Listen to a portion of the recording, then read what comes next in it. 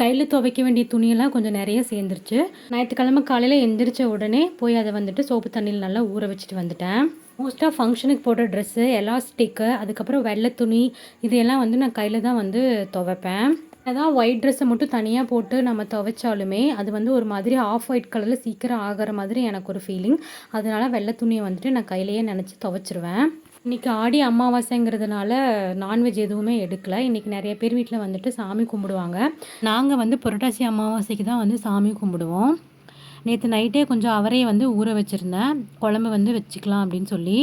இன்றைக்கி வந்து கொஞ்சம் சிம்பிளான சமையல் தான். குழம்பு, ரசம் மட்டும்தான், பொரியல் கூட செய்யலை.